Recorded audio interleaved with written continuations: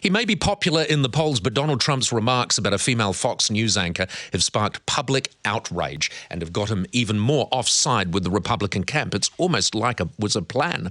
The real estate mogul seems to have suggested journalist Megyn Kelly was tough on him during a debate because she had her period. Otago University international relations expert Professor Robert Patman joins me now. Robert, good to have you along on a Monday morning. Good morning, Paul. He didn't fail to meet our expectations, Trump, in the first debate, did he? Well, it's interesting, isn't it? Trump was quite convinced he had won the debate. But one thing that's quite clear is tremendous controversy, of course, about his remarks about Megyn Kelly.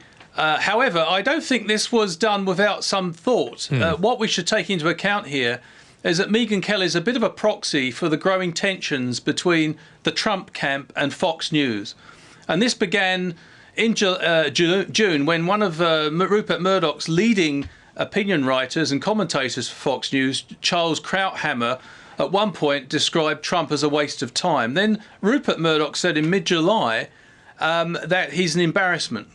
So I think what's happening here is we're seeing a bit of a titanic struggle between the Trump camp and Fox News. And, of course, Fox News is very, very important in American political circles. Oh, extraordinarily important, particularly in Republican circles as well. Yeah. And Megyn Kelly, we know, has a phenomenal following.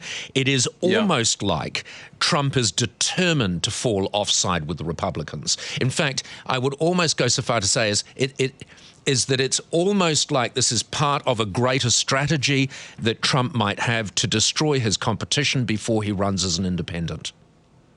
Well, what he is doing, because people are demanding that he apologise. Mr. Bush, Governor Bush, has demanded, Jeb Bush, has demanded that he apologise over the weekend. And, of course, Mr. Trump found himself disinvited to a major Conservative gathering where he was due to speak. Does that matter, do you think? Does it matter that he wasn't invited by the red state?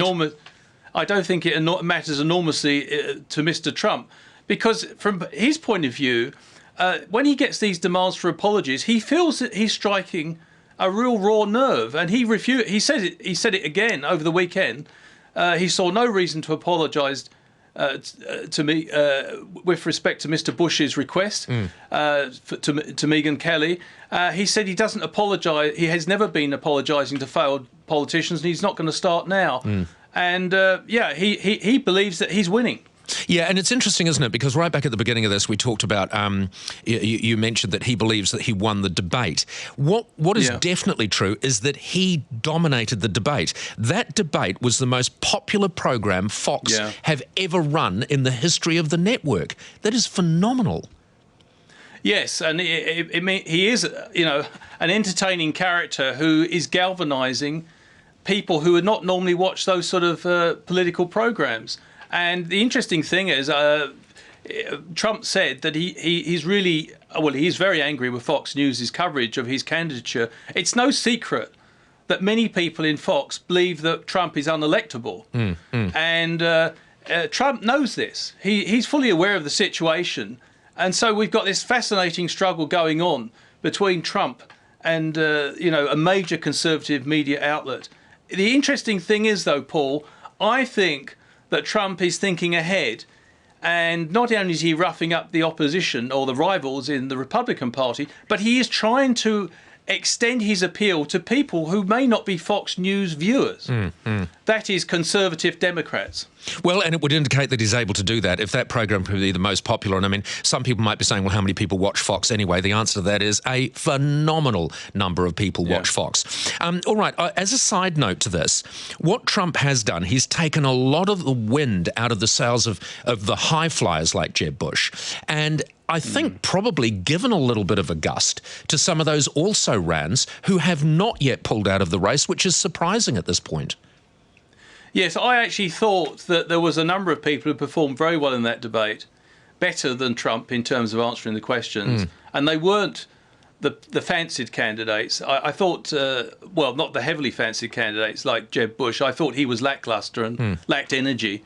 I thought Marco Rubio from Florida was very impressive, a senator who's only been in office since 2011, but he was articulate and crisp. Yep. Also, he conforms to the American dream, comes from a relatively modest family, Cuban parents, and, he'd be in a very good position to take on people like Hillary Clinton or Bernie Sanders on questions of distribution of wealth and things like that. This is the irony here, isn't it? That Trump has taken the wind out of the sails of those high flyers like Bush, but perhaps, as I was saying, added a little bit of a gust to the others.